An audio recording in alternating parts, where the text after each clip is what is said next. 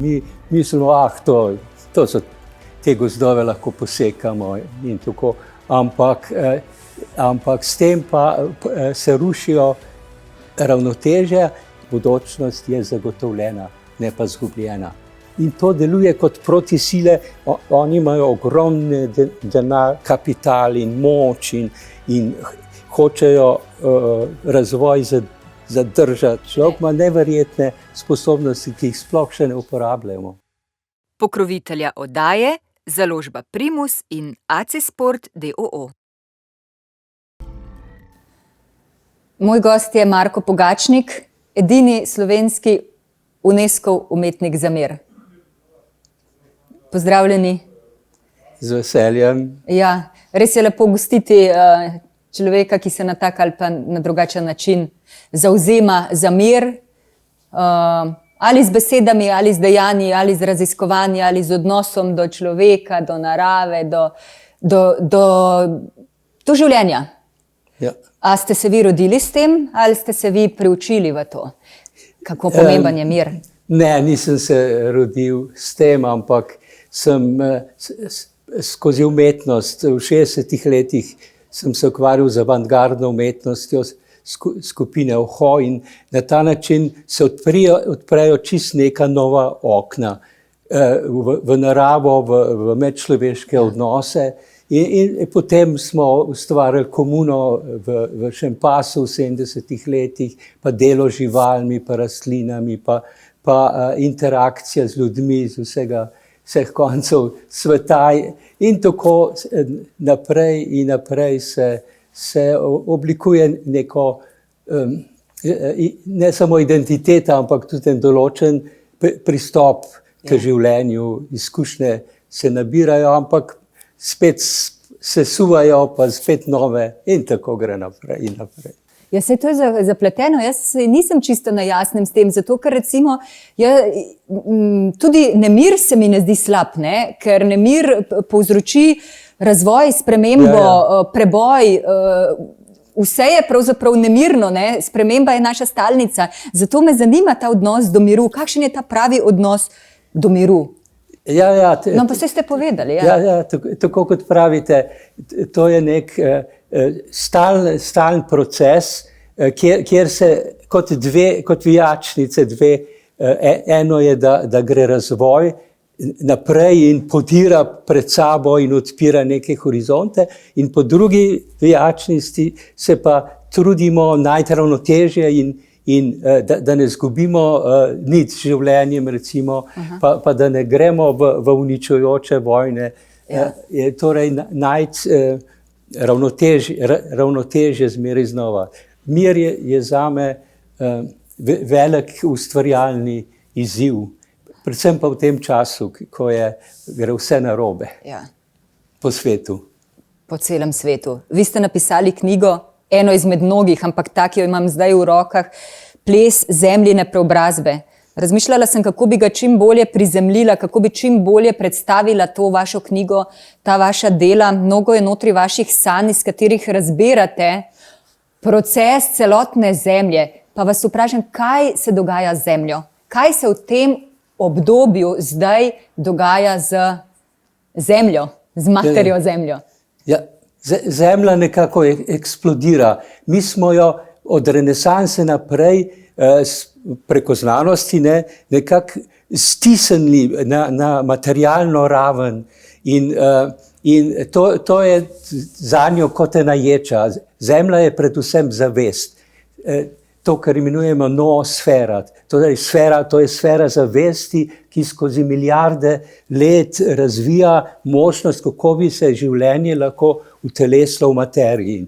In to je čudovit proces, ki se dogaja in ki ga mi pravzaprav zmeraj bolj ignoriramo. Mi mislimo, to so te gozdove lahko posekamo in tako. Ampak s tem pa se rušijo ravnotežja.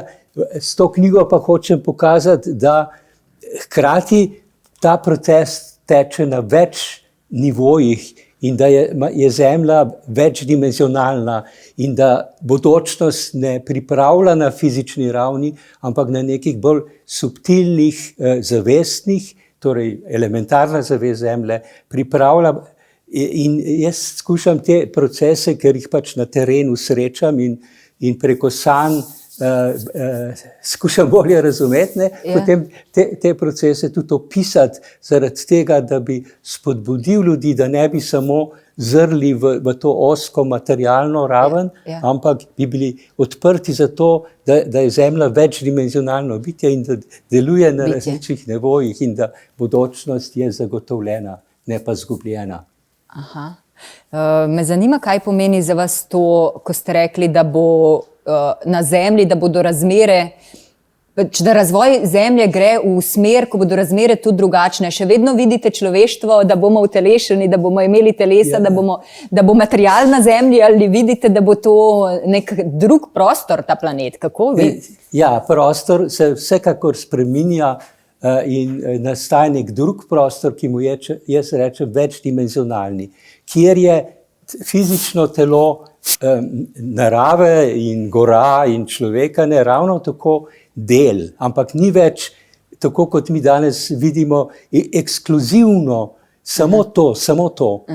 Temveč so druge razsežnosti, ki jih zdaj ne maramo v njih nič vedeti, ampak obstajajo in te razsežnosti prihajajo na dan in jih je treba razumeti, jih je treba integrirati. Hkrati nekako bomo utelešena bitja, ampak bomo tudi bitja zavesti, se povezujemo telepatsko med seboj v širne skupine soustvarjalcev ali sodelujočih, tisti, ki se imajo radi in se povezujemo s tistimi, ki so že umrli in živijo v neki drugi razsežnosti in oni so tudi del človeštva, ker od tam spet pridejo otroci. In tako vse te razsežnosti, ki so jih že stare kulture na nek način, bolj mitičen način že poznale. Civilizacije kot so Lemurija ali pa recimo Atlantida, to je podobno, ne? Seveda, pa tudi neolitske kulture in tako naprej. Vse te razsežnosti se nekako zdaj nam vračajo, ampak mi smo se spremenili, mi smo postali bolj zavestna bitja in mi to smo sposobni razumeti in to je drugače, kot je bilo prej. Ampak kje je ta čas? Še vedno ne čutimo tega v naši družbi, tako kot bi si želeli. To so zelo močne protisile, delujejo. Sile, ki skušajo zadržati to staro stanje, bi rekel, in ga še bolj potencirati s kibernetiko, z robotiko, da nas še bolj odnese stran od Zemlje in življenja. In to deluje kot protisile, oni imajo ogromne denar, kapital in moč in hočejo razvoj zadržati, torej delujejo proti. In zaradi tega je zelo težko že občutiti to novo, kar nastaja, to novo, v kar nas Zemlja inspirira in vodi in kam pravzaprav tudi mi želimo notrni. Mi želimo biti bolj svobodna bitja, bolj povezana z vesoljem in Zemljo. Ja, ker zdaj, ko govorite o Zemlji, pravzaprav ne gre samo za povezanost z naravo, kot so recimo, ne vem, ali ptice, živali, ali drevesa, ali travniki, polja, gore, ampak gre povezanost tudi za univerzumom, z vesoljem. To je del Zemlje, no? Zemlja je del vesolja, je to Zemlja uresničuje, bi rekel, en del razvoja vesolja, ki gre v smeri večje utelešenosti, večje neposrednosti, iz abstraktnih nivojev zavesti. Zemlja to zna, ona je pionirka v tem. In mislim, da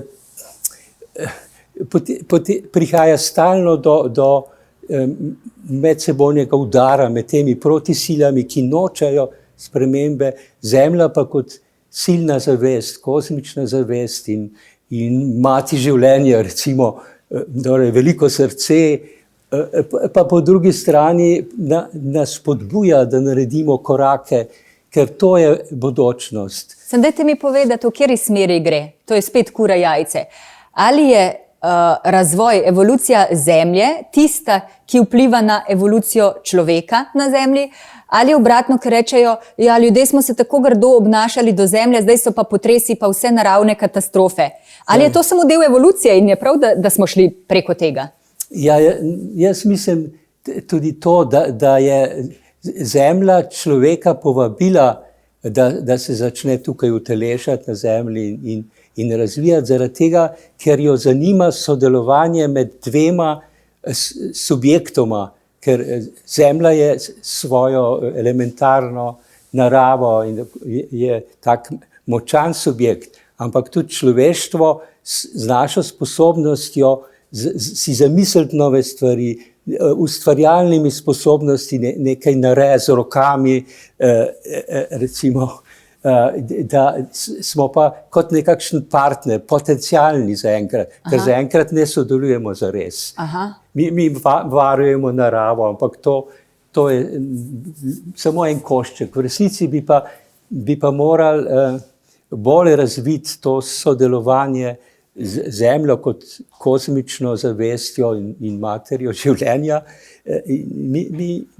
Mi smo tega sposobni. Človek ima neverjetne sposobnosti, ki jih sploh še ne uporabljamo. A lahko poveste kaj o teh sposobnostih? Kako bi mi lahko res ubrano sodelovali z materijo Zemljo? Kakšne so naše sposobnosti? To je to, kar ste rekli, tudi telepatija? Ja, ampak ali je kaj drugega še? Srce, moč srca. Jaz pripravljam zdaj neko novo knjigo prav o tej moči srca. Srčni sistem pri človeku ni samo srčna mišica. Že tam so znanstveniki odkrili 5. kamero, kjer so pomembne informacije o naši identiteti.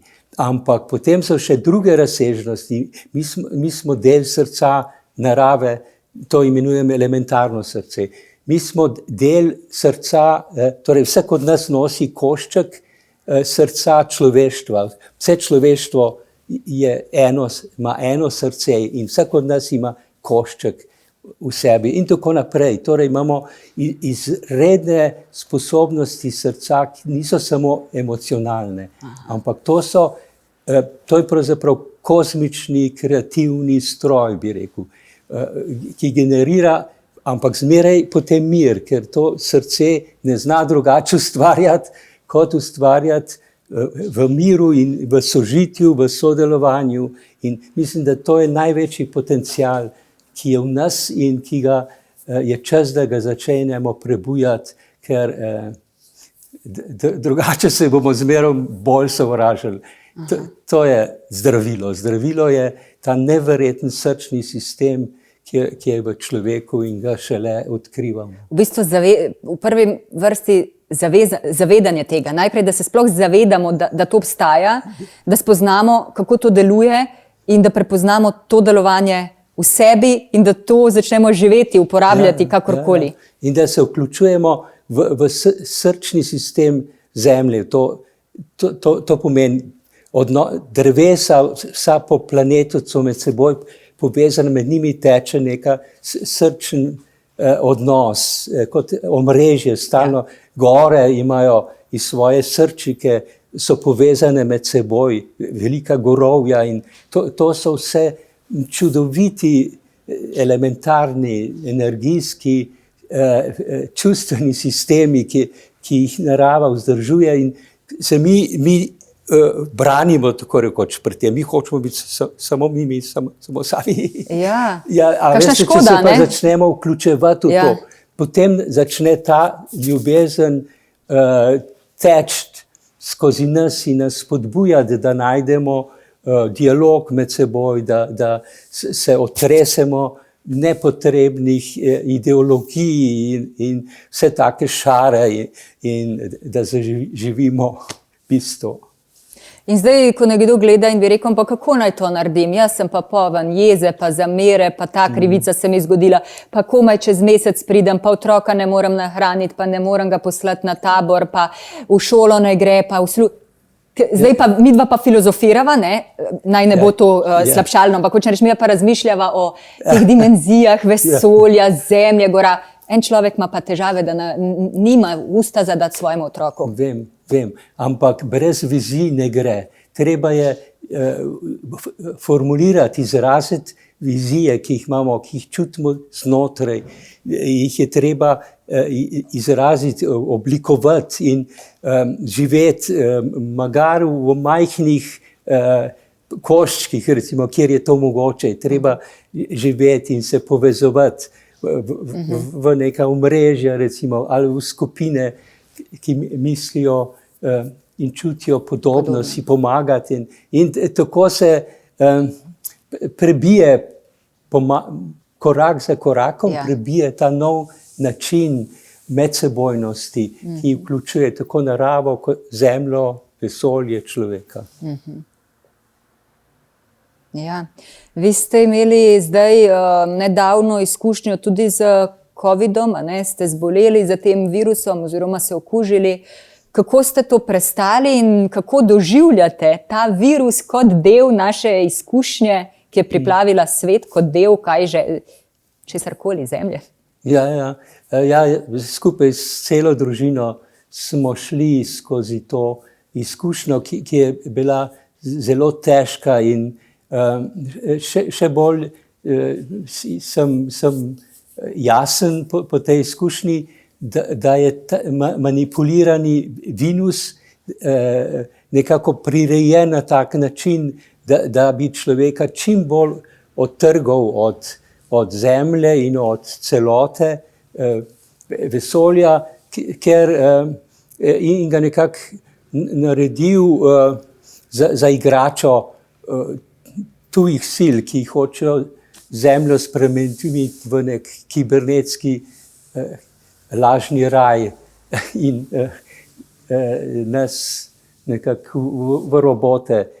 To sem lahko čutil, kako gre to skozi moje telo, kako pobira informacije, ampak to ni pravi virus. Jaz viruse poznam kot tista bitja, ki znajo mrtvo materijo, od mrtve materije izhajajoč, pripraviti materijo tako, da lahko sprejme življenje.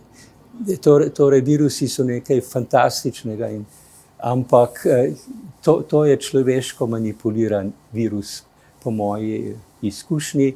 In mi bomo šli skozi to, bodi s cepljenjem, ali s prebolevanjem, in na drugi strani smo drugačni. Jaz sem po tistem drugačen.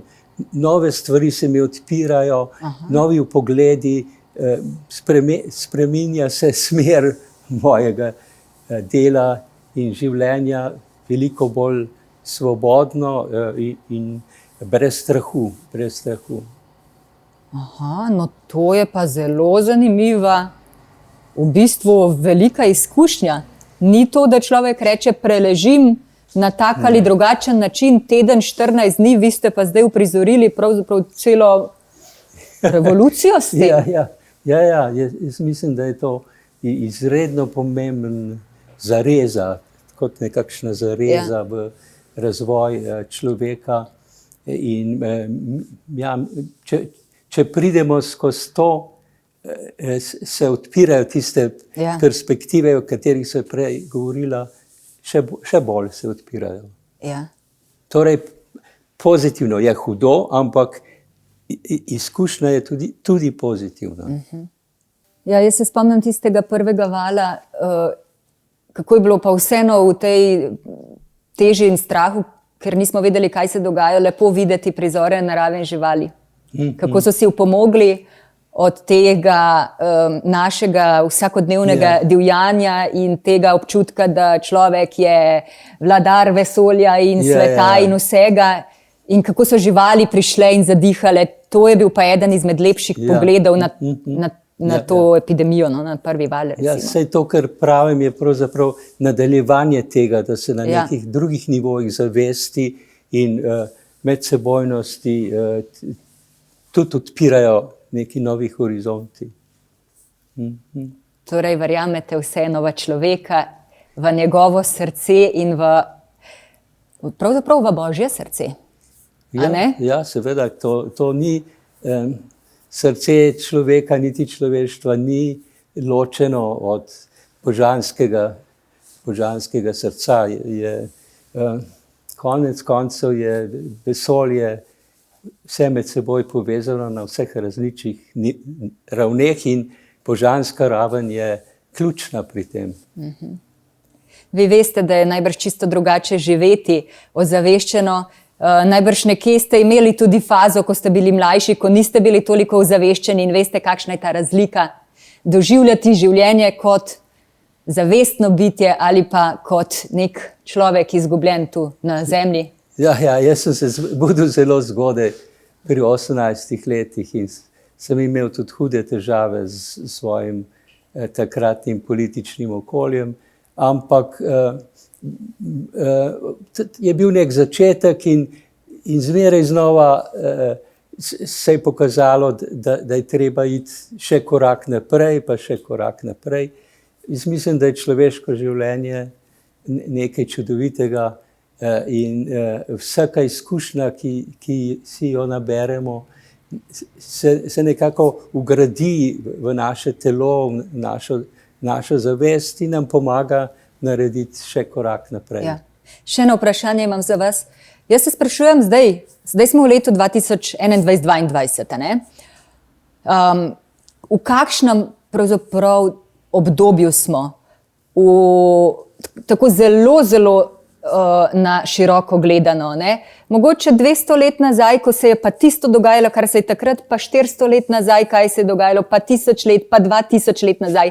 A smo res v kakšnem posebnem obdobju ali smo v enem izmed obdobij, ki se tu dogajajo in se bo zgodovina pisala, ampak čez 200 let bo pa nekaj še enako izjemno nenavadnega se zgodilo?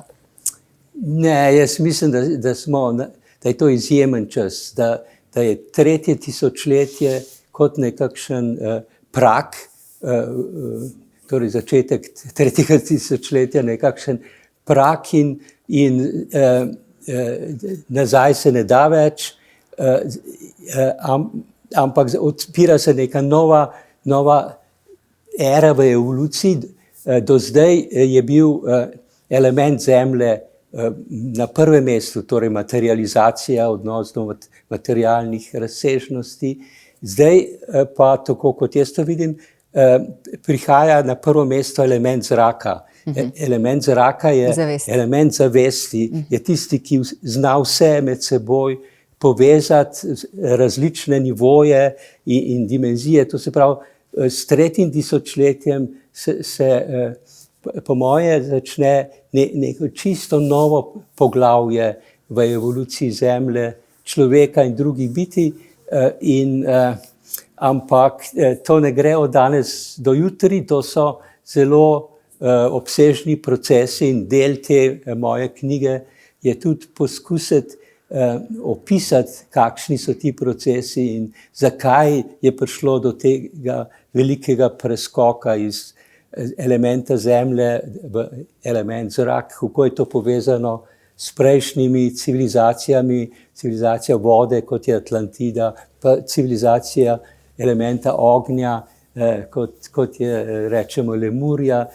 Torej, da je to en ogromen razvojni ciklus in v tem ciklusu smo se znašli na pragu nekega novega obdobja in čudovito bo.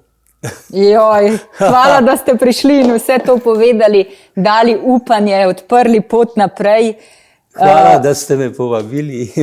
Ostalo pa ne še bolj podrobno, seveda nisva mogla čisto podrobno, pa v vaši knjigi Ples zemljine preobrazbe, kjer ste se pa res poglobili v stvari. Hvala vam, Marko Pogačnik. Hvala vam. To je bil moj gost, Marko Pogačnik.